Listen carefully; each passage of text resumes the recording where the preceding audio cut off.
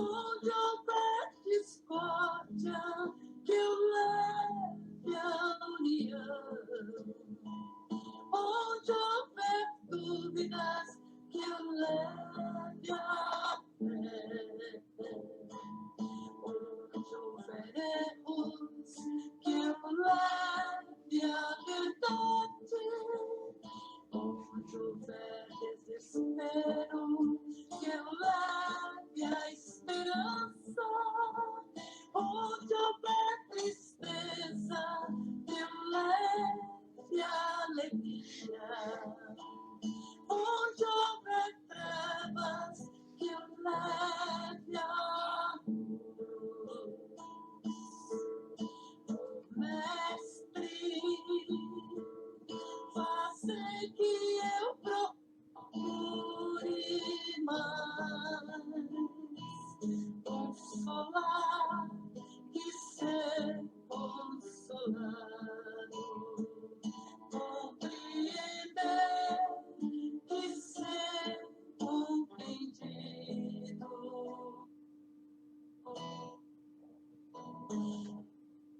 Amar e ser amado, pois é dando e se recebe, é perdoando que se é perdoado, e é morrendo que se vive para a vida eterna.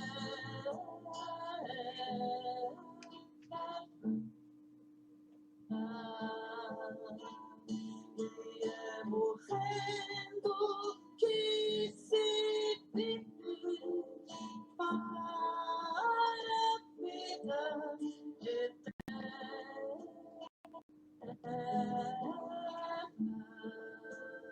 Para a vida eterna.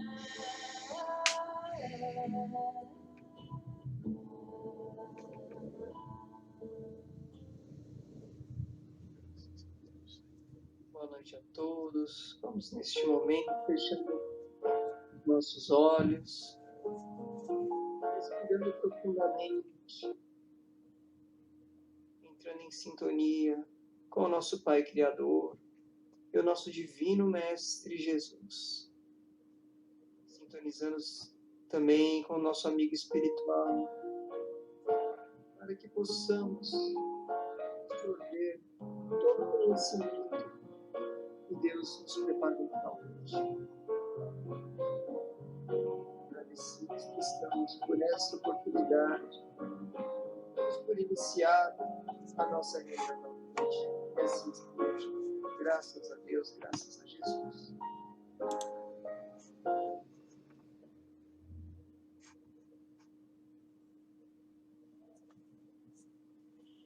Vamos ao estudo do Evangelho segundo o Espiritismo, capítulo 5, Bem-aventurados os aflitos, item 30.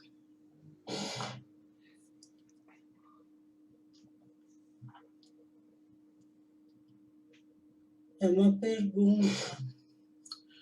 Se um homem se expõe a um perigo iminente para salvar a vida a um de seus semelhantes, sabendo de antemão o que sucumbirá, pode o seu ato ser considerado suicídio? Desde que no ato não entre a intenção de buscar a morte, não há suicídio, e sim apenas devotamento e abnegação, embora também haja a certeza de que morrerá. Mas quem pode ter essa certeza? Quem poderá dizer que a providência não reserva um inesperado meio de salvação para um momento mais crítico? Não poderia ela salvar mesmo aquele que se achasse diante da boca de um canhão pode, muitas vezes, dar-se que ela queira levar ao extremo limite a prova de resignação. E, nesse caso, uma circunstância inopinada desvia o golpe fatal. São Luís, Paris, 1860. Então, como já foi falado diversas vezes, no suicídio, há várias razões para querer acabar com a própria vida. A pessoa se sente só, não vê saída para a solução de seus problemas, muitas vezes não consegue, nem tem coragem de falar, de expor suas dificuldades, de lidar com perdas. Enfim, muitos são os motivos que a levam ao suicídio. Muitas vezes, ela nem quer morrer, só quer acabar com a sua dor, que chega a ser insuportável. Porque ainda não consegue compreender que sempre há uma saída. E que existe uma causa muito justa, uma finalidade útil em todas as dores. Por isso, com relação a essa questão, eu entendo que não há intenção de suicídio. Mas como na resposta da pergunta anterior, que diz, abre aspas, a verdadeira abnegação consiste em não temer a morte quando se trata de ser útil. Então, se a intenção é o bem do próximo, não há por que ter medo, não há medo. Porque se o homem se expõe a um perigo iminente, ele não sabe que vai morrer. Mas sim, ele sabe, ele tem consciência que isso pode acontecer. Ele sabe que essa atitude pode custar a sua vida. Mas ele coloca em primeiro lugar o próximo.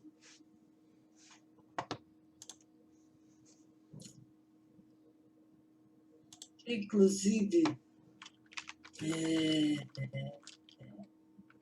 é bom lembrar que existem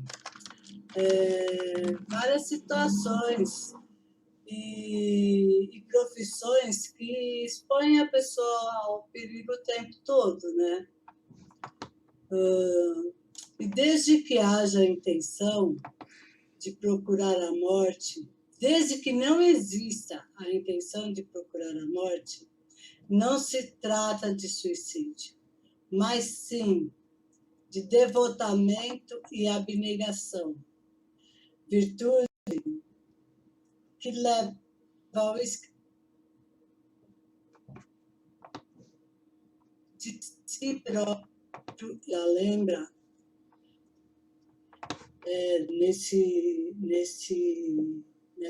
nessa resposta que a ação da providência divina pode, no último instante, até salvar aquele que estiver na boca de um canhão, por querer levar a prova de resignação até o limite. E então, no último instante, acontece algo que o salva. Como podemos dizer, acontece um milagre. Eu gostaria de terminar com uma frase que eu vi e eu gostei. Na seara do Evangelho, o maior perigo que enfrentamos não é o mal que nos cerca, mas o bem que deixamos de fazer.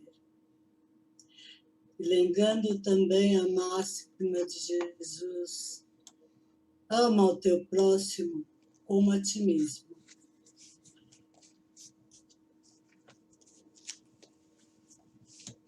Era isso que eu tinha para dizer. Se alguém quiser acrescentar alguma coisa, muito obrigada.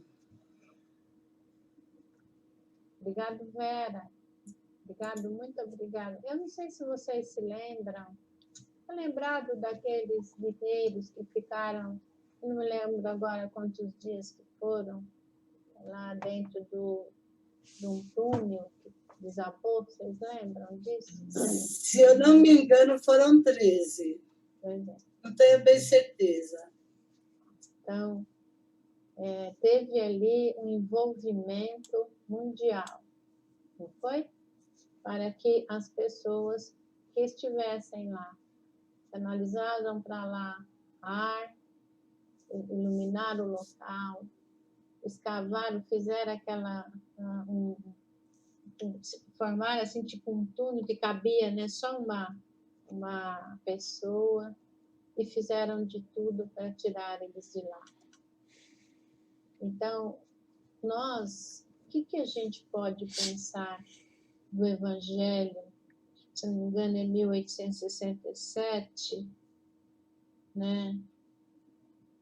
Que nós estamos em outras etapas, né? Nós estamos em outras etapas. A humanidade está mais unida. Quantos não dão a sua vida para tirar as pessoas que estão se afogando? Quantos, como você citou, esses bombeiros sobem nas alturas para tirar pessoas que estão em andares de risco? Não é verdade? Então, assim, que a gente tem que entender é que nós já estamos numa caminhada muito melhor do que há muito tempo atrás, porque é uma evolução. O ser humano não fica parado. O ser humano, o espírito, vamos dizer assim, não fica parado. Ele pode ficar um pouco omisso, como você comentou do Evangelho, que a pior das coisas é o quê? É deixar de fazer o bem. E a gente fica que nem bolo quando não põe fermento, o fermento está vencido. Fica duro. Então a gente precisa realmente, né? Muito bem lembrado, companheira, médicos, enfermeiros, técnicos, à frente da pandemia, correndo risco, pegando o vírus várias e várias vezes para salvar vidas. Então, é muito atual, né? E vai com intenção, o médico chega lá para atender o seu paciente, ele vai com essa intenção? De jeito nenhum. Ele vai com a intenção de salvar aquela vida, tomando todas as precauções, é lógico, os protocolos, mas a intenção dele é de salvar a vida, jamais de expor por nada. Como você bem colocou, é diferente a colocação de uma pessoa que quer realmente acabar com a vida. E a gente reza para que essas pessoas possam mudar o seu caminho. A gente agradece muito, Vera, tá? A gente está deixando só um versículo para que a gente possa, né, aprender bastante, porque se a gente coloca mais de um versículo, aí nem foi a orientação do amigo espiritual, para colocar só um versículo, que a gente vai estudar ele, para ele ficar mais forte no nosso pensamento, mais firme, voltar a falar sobre ele, depois voltar a estudar sobre ele, né? E é importante a gente fazer. Na semana que vem a gente conclui o capítulo 5, que foi bastante extenso, e nós vamos entrar no capítulo espetacular. Capítulo 6, o Cristo Consolador, né? Deus abençoe, nos ampare. Então, vamos sim gastar o nosso fluido vital, né? O fluido vital que nos é cedido pela espiritualidade a nossa encarnação. Vamos sim gastar esse fluido em benefício do próximo. Porque quando a gente dá um passe, não precisa ir na casa espírita para dar um passe, não, gente.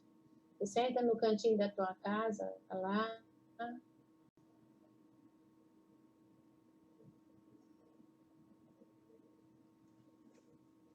faz uma prece, o evangelho, e pessoa, obviamente com a equipe espiritual que você trabalha no núcleo que você faz parte, para direcionar para essa pessoa um passo.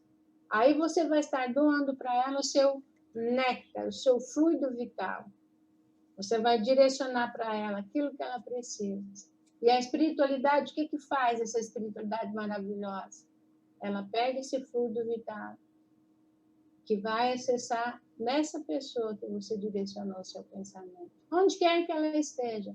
Porque o pensamento é muito mais veloz do que a luz. Se eu não me engano, é 300 o quê? Milhões, bilhões de quê? Por segundo. É 299 e alguma coisa. Tá? Entendeu? Então, a gente precisa doar, sim, o nosso fluido vital. Não seja egoísta, doe. Mas para isso precisa se alimentar bem, trabalhar a respiração, fazer o evangelho, que é importante, fazer o evangelho, procurar colocar um livro também, adicionar um fonte viva, um pão nosso, para você se fortalecer. Você pode se dar um autopasse, buscando a fonte do Pai e também fazendo isso. Quando tiverem dúvida, quando você estiver em dúvida de alguma coisa, você vai fazer o seguinte: fica no cantinho aquele cantinho preferido, faça sua oração, entre em contato com o teu amigo espiritual e diga a ele: me oriente, meu amigo, para que eu possa tomar a melhor decisão. Que Deus nos abençoe e nos ampare. A gente vai prosseguir agora com Fonte Viva. A lição é 43, a primeira pessoa é a Samira. Vai lá, Samira. Boa noite a todos. Então, vamos ler o Fonte Viva, do Chico Xavier, pelo Espírito Emmanuel, a lição 43, Linguagem. Linguagem sã e irrepreensível para que o adversário se envergonhe, não tendo nenhum mal que dizer de nós. Paulo, está em Tito, capítulo 2, versículo 8. Pela linguagem, o homem ajuda-se ou se desajuda. Ainda mesmo que o nosso íntimo permaneça anevoado de problemas, não é aconselhável que a nossa palavra se faça turva ou desequilibrada para os outros. Cada qual tem o seu enigma, a sua necessidade, a sua dor, e não é justo aumentar as aflições do vizinho com a carga de nossas inquietações. A exteriorização da queixa desencoraja, o verbo da aspereza vergasta, a observação do maldizente confunde. Pela nossa manifestação mal conduzida para com os erros dos outros, afastamos a verdade de nós. Pela nossa expressão verbalista menos enobrecida, repelimos a bênção do amor que nos encheria do contentamento de viver. Tenhamos a precisa coragem de iluminar por nós mesmos os raios de nossos sentimentos e desejos descontrolados. A palavra é canal do eu. Pela válvula da língua, nossas paixões explodem ou nossas virtudes se estendem. Cada vez que arrojamos para fora de nós o vocabulário que nos é próprio, emitimos forças que destroem ou edificam, que solapam ou restauram, que ferem ou balsamizam. Linguagem, a nosso entender, se constitui de 3 elementos essenciais: expressão, maneira e voz. Se não aclaramos a frase, se não apuramos o modo e se não educamos a voz, de acordo com as situações, somos suscetíveis de perder as nossas melhores oportunidades de melhoria, entendimento e elevação. Paulo de Tarso fornece a receita adequada aos aprendizes do Evangelho. Nem linguagem doce demais, nem amarga em excesso, nem branda em demasia, afugentando a confiança, nem áspera ou contundente, quebrando a simpatia, mas sim linguagem sã e irrepreensível, para que o adversário se envergonhe, não tendo nenhum mal que dizer de nós. Emmanuel.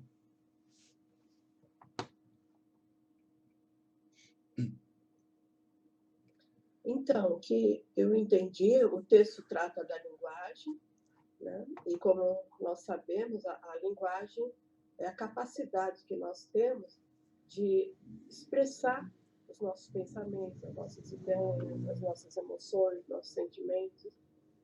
Essa é a linguagem, né? E a gente, usualmente, quando se fala assim de linguagem, pensa mais somente na linguagem verbal, de falar, né? Mas a gente sabe que a expressão da linguagem se dá de N maneiras. Pode ser pela escrita, pode ser pela linguagem não verbal, pelos gestos, pela postura corporal. Eu posso estar dizendo eu te amo, mas com uma postura que não convence, né?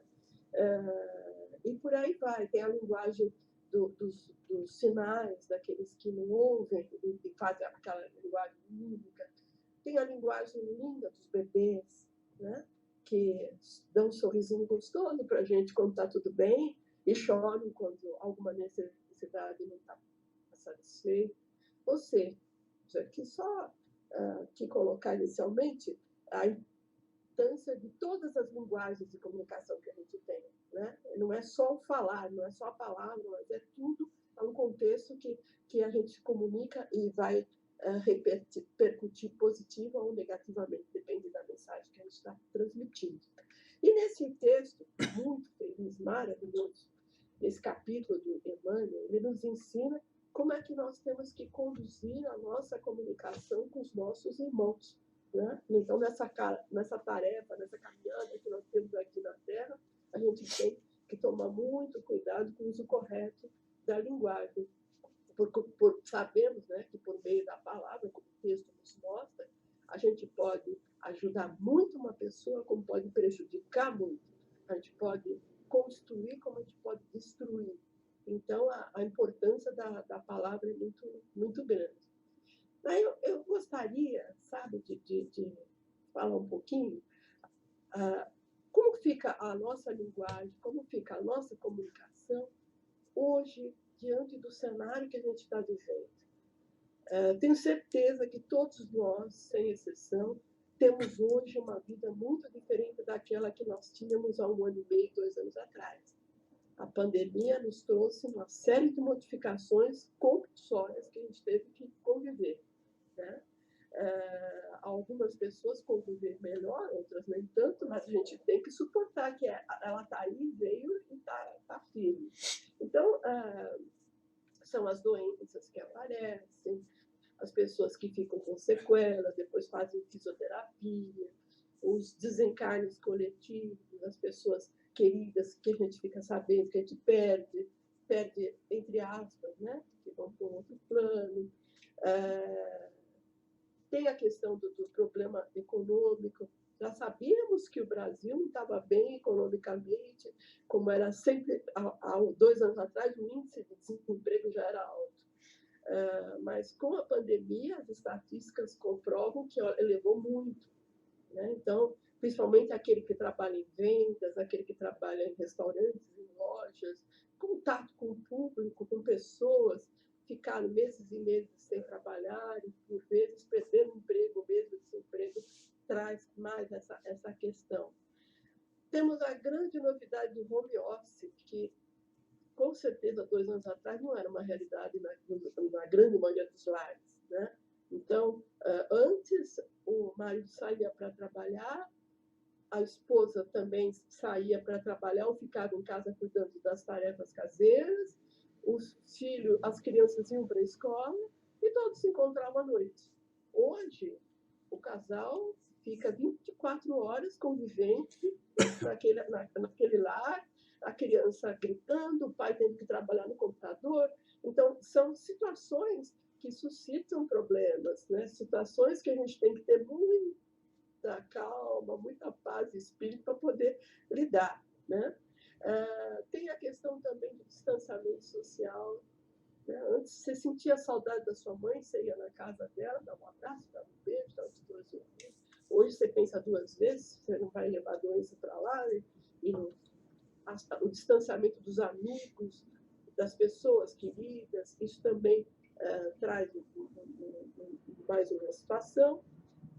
E também a questão da violência doméstica, que a gente fica sabendo que ela aumentou bastante, até pela convivência mais intensa das famílias, a violência doméstica também aumentou.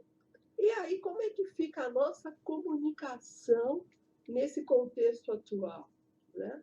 O esperado era que fosse uma comunicação das melhores possíveis, mas nem sempre é assim que a gente observa que acontece. Então, por vezes, há pessoas que se calam, não querem conversar, fica no canto, tem outras que não querem ficar ouvindo aquele que na orelha, que não aguentam ouvir. Há exageros nas críticas, porque o nível de tolerância reduz, né? Então, exagero nas críticas, como convívio o dia todo, então, a toalha molhada em cima da cama incomoda, a urina fora do vaso vai incomodar, e isso daí são atritos que vai gerando desconforto, e também a dificuldade de receber crítica, de saber que a comida não estava tão boa, e por aí vai. Eu só estou citando assim o contexto que a gente se encontra, e a gente sabe que Allan Kardec, quando fez a codificação da doutrina espírita, ele nos mostrou a importância da transformação moral, né? Então, o empenho que a gente tem que ter diário, contínuo, incansável, para a gente atingir uma melhoria espiritual, uma reforma íntima, uma reforma moral, que é o propósito principal que nós estamos aqui. Então, aqui tem um motivo para aqui estarmos, né? E diante disso, a gente percebe que nem sempre, embora a Vilma nos alertou, né? Nós estamos em evolução, em processo de evolução. O espírito, ele não fica parado, ele vai sempre evoluindo. No entanto, ainda não somos tão adiantados ainda somos sujeitos a fraquezas, a fragilidades e tudo mais. Então, a recomendação é que nós temos que combater o mal com o bem. Temos que combater o ódio com amor. Aquela a oração de Francisco de Assis, né? Que todas as início de reunião de evangelho a gente ouve, né? Senhor, eu não vou falar a letra agora, mas é exatamente isso, é substituindo o ódio pelo amor e por aí vai. Então, era isso que eu queria falar e queria dizer mais uma coisa. O que fazer, né, no meu entender? O que nós devemos fazer para melhorar a nossa comunicação, considerando a situação atual, que ela é mais apreensiva, ela é mais sujeita a constrangimentos e tudo mais? Como que as famílias podem conviver melhor e se comunicar sem maiores atritos? Então, a meu ver, a primeira coisa é a gente controlar os pensamentos, substituindo os pensamentos maus pelos pensamentos bons. Há pouco foi dita a força que nós temos pelo nosso pensamento, né? Então, se você tem uma mágoa de um chefe que chamou sua atenção, te ridicularizou, te humilhou na frente dos seus colegas, ou se você tem uma mágoa do seu ex-marido que te abandonou e deixou com as crianças, ou você tem uma mágoa de alguém que te deu um bypass, seja lá o que for, a gente tem que, quando está pensando naquela pessoa e relembrando, nossa, aconteceu isso, como ele me humilhou, como ele me magoou, como eu fiquei triste, a gente tem que virar o disco, virar o pensamento e pensar positivamente, de que forma que a gente pode poder até voltar a ter uma relação adequada com essa pessoa e de que forma que você vai reconstruir esse relacionamento através da sua comunicação, né? Uma palavra, quando ela é mal empregada, ela tem uma força estrondosa, ela vem como um furacão. Porque uma palavra mal empregada, como eu disse no começo, ela é a expressão de um sentimento, de uma emoção, de um impulso. Então, muitas vezes a pessoa fala, depois a vida inteira vai se arrepender do que falou, mas já foi. Então, é muito importante. Eu achei maravilhoso esse capítulo justamente por isso. A importância da linguagem é fenomenal no nosso dia a dia para tudo que a gente queira construir, né? Então, a força de uma palavra mal empregada pode destruir um casamento. Não uma palavra que você falou, mas todas aquelas palavras que vão sendo ditas no dia a dia, aquelas críticas, aqueles risinhos, aquela ofensa, aquela cara feia, aquele mal-estar. E não adianta depois você querer reconstruir, porque acabou. Destrói um casamento, as palavras mal empregadas. Uma palavra mal empregada, gente, pode interferir na formação da personalidade do seu filho. A gente sabe que até os 5 anos de idade, de acordo com a teoria psicanalista, até os 5 anos de idade é formada a personalidade da criança, que vai perdurar para o resto da vida. E quantos adultos a gente não vê que ficam anos fazendo psicoterapia, que não conseguem se relacionar, não conseguem se fixar em emprego, e tem que trabalhar aquelas palavras que ele ouviu do pai, da mãe, na infância, e que marcaram, que mexeram na autoestima, que derrubaram ele para baixo. E é o tipo da coisa que, com certeza, nenhum pai, nenhuma mãe gostaria de que acontecesse, mas assim acontece. E uma palavra mal empregada, e às vezes a agressão verbal, nem sempre, mas a agressão verbal, por vezes, ela atinge mais do que uma agressão física. A gente vê nessas delegacias da mulher, onde tem a lei da Maria da Penha, lógico que elas contam que apanharam, que foram surradas, mas na maior parte dos casos, o que mais cala foram as palavras que ela ouviu do companheiro. Aquilo que mexe muito com a pessoa e acaba com a pessoa, e é difícil ela sair daquele buraco e se recompor, né? Então, era isso que eu queria falar. Assim como a palavra negativa, mal empregada, ela derruba e destrói a pessoa, a palavra positiva e bem empregada, ela constrói um novo mundo. E é esse o caminho que a gente tem que buscar sempre, sempre, né?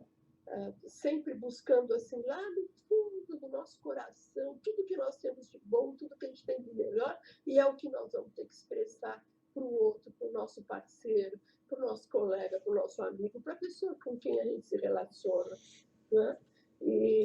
Então, hoje não podemos ligar para a mãe, não podemos ir à casa da mãe, do pai, para quem tem pais vivos, para dar um abraço, um beijo, mas podemos pegar um telefone e passar uma mensagem de amor, de agradecimento por tudo que eles nos deram, e dizer eu te amo. São só 3 palavrinhas, porque as pessoas têm tanta vergonha de falar, e é tão lindo como ela marca positivamente, né? Então é isso aí. Então, quando a gente pega para um animalzinho, né, um cachorrinho que a gente tem em casa, e a gente fala com carinho com ele abana o rabinho e fica feliz. Se a gente conversa com a planta e a planta vai, imagina com o ser humano. Então, é canalizar essas coisas boas, né, no contato com o ser humano que a gente tem. Era isso que eu queria falar. Obrigada. Bom, depois da palestra da Samira, não sobrou quase nada para a gente falar. Samira falou bem, falou muita coisa boa. Eu vou tentar alinhavar alguma coisa a mais, vai ser difícil, mas eu vou tentar alinhavar uma coisinha a mais aqui. Então, na sequência do que ela falou, né, eu vou até pegar algumas frases aqui, propriamente do Emmanuel, quando ele começa a falar na parte que eu li, né, que a palavra é canal do eu, né, e depois ele diz que pela válvula da língua, né, eu achei interessante isso, porque nós temos um manancial de sentimentos e de pensamentos dentro de nós, né, e a língua, de alguma forma, é uma válvula, né, às vezes a gente não consegue dar vazão para diversas questões sociais, mas normalmente é por onde, né, essa válvula abre e você coloca para fora aquilo que você sente, aquilo que você pensa. Então, A língua é um mecanismo de muita importância, né? Porque é o título da mensagem, né? Linguagem é por onde você fala, coloca para fora aquilo que você pensa, aquilo que você acha, aquilo que você sente, né? E nós, né, como espíritos imortais, nós somos verdadeiras usinas, né, de energia, de força, né? Seja para o bem ou seja para o mal. Então, quando o Emmanuel fala a palavra é canal do eu, né? Então você canaliza aquilo que você tem dentro de você, muitas vezes, pela palavra, né? Pela linguagem, pelas suas expressões, né? E aí você explode paixões ou virtudes, né? Conforme a frase, né? Então, às vezes você pega uma frasezinha do Emmanuel e você extrai tanta coisa, né? Conforme o que a Samira falou para nós, ela falou bastante coisa importante. E realmente nós temos esse canal intenso do qual a gente pode usar da melhor forma possível ou não, né? Mas é importante a gente ter essa noção, né, de que realmente o que a gente fala importa, né? E como a Samira falou, a gente pode construir ou destruir.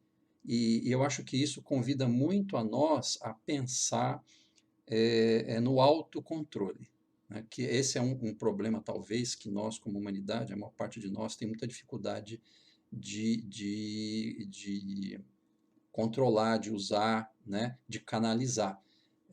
Muitos de nós somos impulsivos, né? Então a gente pensa, já fala, né? Às vezes não dá tempo nem de filtrar, você já está colocando para fora.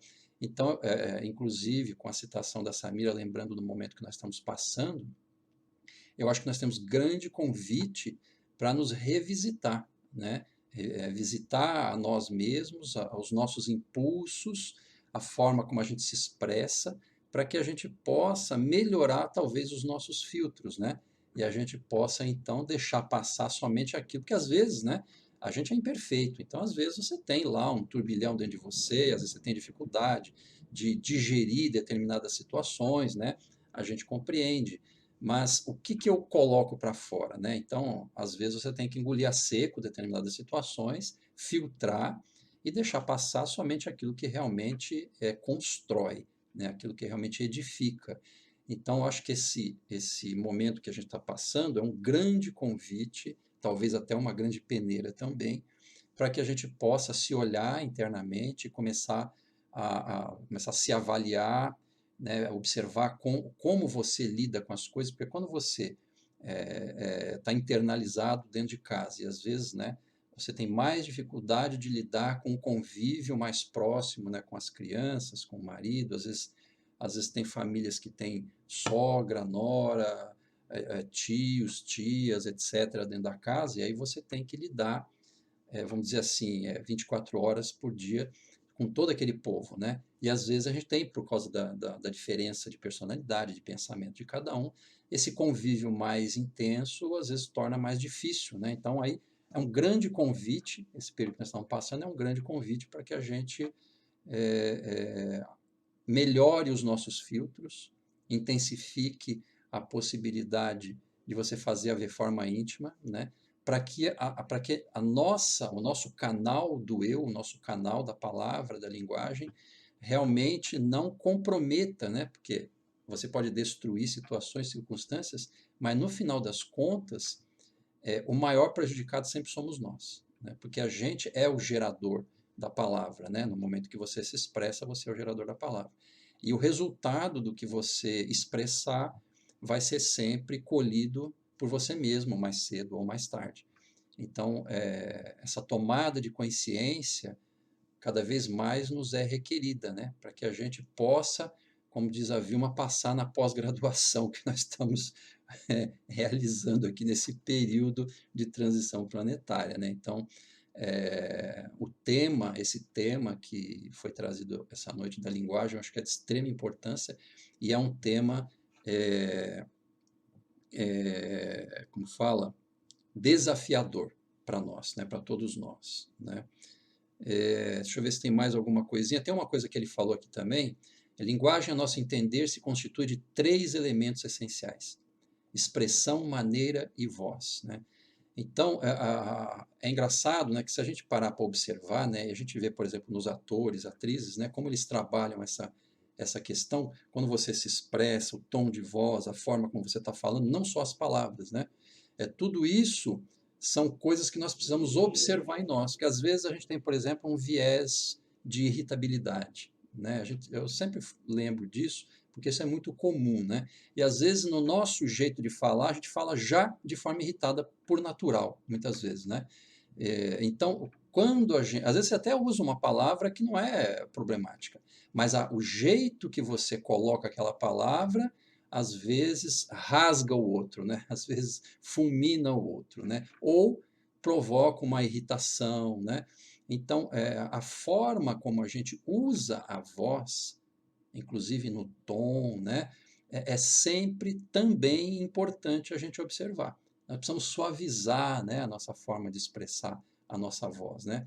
Mais doce, né? E é interessante que depois o Emmanuel alerta também, né? Nem linguagem doce demais, nem amarga em excesso, né? Quer dizer, coloca para nós a necessidade do equilíbrio, né? Sempre do equilíbrio. Eu lembro que teve uma passagem de Jesus, eu estava até tentando me lembrar, mas eu não lembro qual das Marias que falou. É uma que tinha um marido, na época lá de Jesus, que tinha um marido que era importante, não sei se era senador, e ela era esposa dele. Era um homem corrupto, problemático, não sei o que e tal, e ela tinha muita dificuldade de lidar com ele. E numa determinada a circunstância, ela foi pedir um conselho para Jesus, né? Falar para ele, Senhor, como que eu lido com ele, né? E aí Jesus falou mais ou menos assim, né? Primeiro, se inspire, para que você possa saber se você deve usar a linguagem doce ou firme. Então, achei muito interessante essa colocação de Jesus, porque ele fala para a gente o seguinte: antes de você colocar sua palavra, colocar sua posição, dizer alguma coisa, se inspire. Eu achei muito interessante porque isso é uma orientação para todos nós. O que é o se inspire? Antes de você falar, pensa, faz a tua ligação com o alto, para que você possa, né, como nós somos imperfeitos, então a gente precisa de uma inspiração, de um contato com o alto, para que de nós saia aquilo que é melhor. Então essa inspiração é o contato iluminativo com o alto que a gente precisa ter. Então, no momento, é claro que numa conversação comum, né, não é o caso, eventualmente, mas principalmente nesses momentos em que você precisa colocar uma posição, se posicionar na frente de alguém, numa circunstância mais difícil, então, antes de você deixar sair para fora aquilo que você está pensando, o que você está sentindo, se inspire. É como fazer uma oração em segundos, né, talvez em 2, 3 segundos. Você respira, se liga com o alto, se inspira. E aí então, com a inspiração iluminada, com a sua mente, seu coração mais iluminado, você tem a condição de expressar a palavra doce ou mais firme, segundo as circunstâncias, né? Então, me lembrou essa frase final do Emmanuel, que me lembrou esse detalhe, eu achei que seria importante da gente falar aqui, né? E finalizando, né, ele falando sobre a frase de Paulo, que Emmanuel finaliza com a frase de Paulo, né, linguagem sã e irrepreensível, para que o adversário se envergonhe, não tendo nenhum mal que dizer de nós. Na medida em que a gente ajusta plenamente a nossa linguagem, ninguém poderão até tentar falar de você, poderão até arrumar farsas ou qualquer outra coisa, mas ninguém poderá apontar o dedo para você, porque você procurou ser o mais correto possível dentro das expressões das quais era possível você colocar para fora. Então, acho que a gente pode fechar aí. Agradeço aí a oportunidade, apesar do susto que a Vilma me deu me chamando de repente. Beijo, obrigado para todos. Susto que só quero te lembrar, Joana de Cusa. Isso, obrigado. É isso aí, Joana de Cusa. Livro A Boa Nova. Isso aí, Obrigada, é isso viu? aí. Pessoal, que coisa maravilhosa, né? Que foi Fonte Viva, né? Pessoas que trouxeram aí, para nós também foi excelente a colocação da nossa companheira Vera, que trouxe frases maravilhosas do Evangelho, e assim, conselhos assim, maravilhosos, que vem relembrar, né, Jesus. O Chico fala sempre assim, nós estamos com saudades de Jesus. Ele fala sempre isso. Mais uma vez, eu vou falar para vocês, estuda o Chico. Vocês vão aprender a dar tom na voz. Quando você falar com a pessoa, o seu semblante vai ser sereno. Estuda Chico. E ele sempre fala, nós estamos com saudades de Jesus. E eu quero enfatizar as palavras da Samira, dizendo a todos vocês, nós estamos em 88 registrados, mas deve ter gente com mais outras pessoas. Eu amo vocês. Tenha certeza disso. A minha gratidão do fundo do meu coração a cada um que se une a nós, juntando essa química doce, substanciosa, engrossando o fio, o caldo, para que a espiritualidade possa levar e fortalecer aqueles que estão sofrendo mais do que nós. Deus nos abençoe, foi maravilhoso. Deus nos abençoe.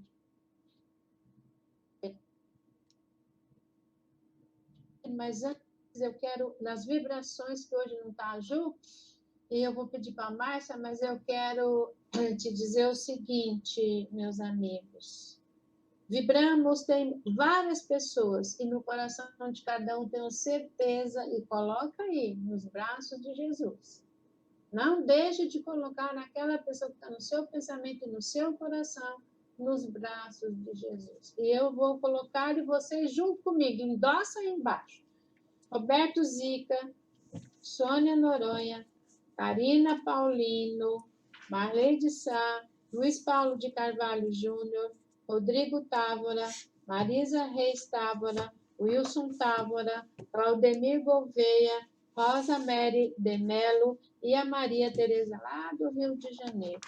E nós vamos colocar também a nossa amada Leia,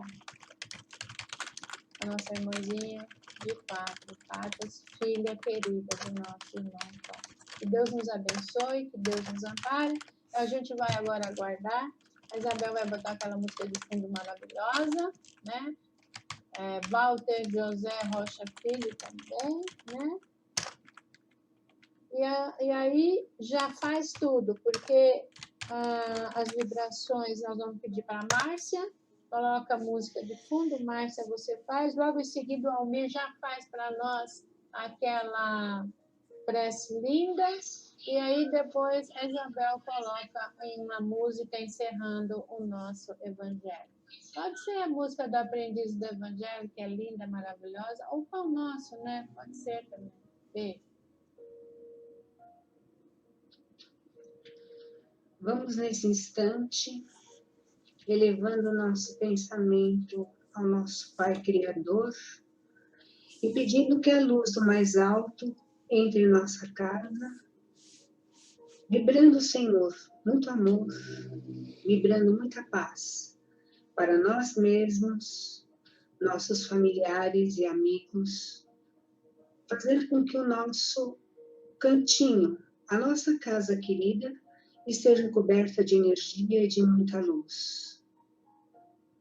Vamos agora também nesse instante, pedindo para que essa luz se estenda para todas as pessoas que estão sofrendo dores do corpo e da alma, principalmente, Senhor, os que estão passando por padecimentos e doenças, lembrando os nomes que a nossa querida amada Vilma falou. Cada um pense no seu familiar que está necessitado e que nesse instante possamos vibrar saúde, alegria, muita força para essas pessoas, que a cura venha o mais rápido possível, conforme os desígnios de Deus. Muita paz para o nosso planeta, que está passando por uma situação muito crítica, Senhor. Que possam todos os seres que estão nesse planeta sentirem a vossa presença. Tenho ouvido ultimamente falando mal, falando que essa doença é amaldiçoada. Não, ela não é. Vamos fazer com que todas essas pessoas possam, nesse instante, sentir que esta selva está sendo dado para nós. Para que possamos passar nessa prova, temos que nos dignar a sofrer, a pensar, agradecer, porque esse é o nosso crescimento moral, principalmente o nosso crescimento moral. Que essa prova que estamos passando agora possa nos trazer o caminho de Deus, o caminho da luz. Que a luz do mais alto possa se estender sobre todos nós. Vibremos nesse instante muito amor aos governantes de todos os países, para que eles possam, Senhor, com o poder que têm, tomar decisões que possam ajudar a todos os povos. Pedimos, Senhor, muita luz, muito amor para os abandonados, que são os idosos que estão muitas vezes sozinhos numa casa de repouso, as crianças que foram abandonadas, Senhor, e aqueles que são considerados separados da família, que são os moradores de rua, a todas as pessoas em que ninguém dá muito valor, que nesse instante, Senhor, possamos vibrar muito amor, vibrar muito carinho, que eles possam nesse instante sentir o quanto nós os amamos, quanto o nosso amor pode fazer por eles. Pedimos, Senhor, mais uma vez que olhe por nós, para que tenhamos força, para que possamos dar força, fornecer força para quem precisa. Que possamos, Senhor, ser um esteio de muita gente. Que esse evangelho que fazemos toda semana possa, Senhor, trazer-nos sempre cada vez mais unidos, porque através da nossa união, em nome de Jesus, em nome de Deus, seremos mais fortes para conseguirmos unir uma nação, um planeta, um universo, Senhor. Agradecemos, Mestre Jesus, tudo que nos tem sido dado. Vibremos amor para todos nós, para todo o nosso planeta. Graças a Deus e graças a Jesus.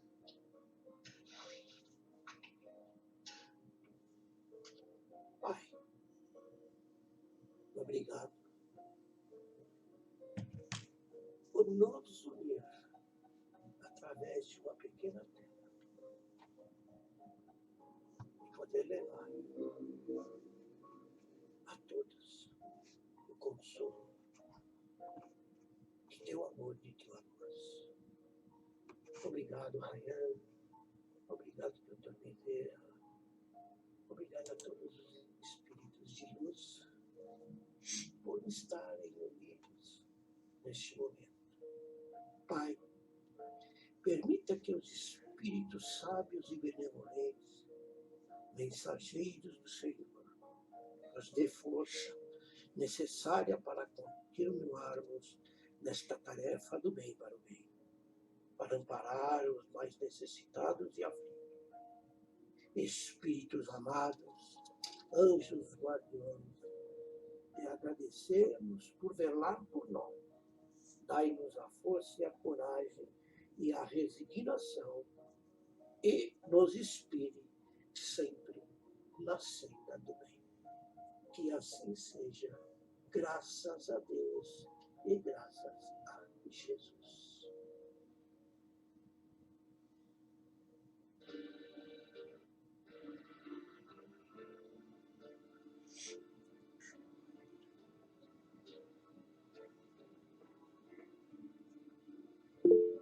Pai celeste, Criador, fonte eterna de bondade.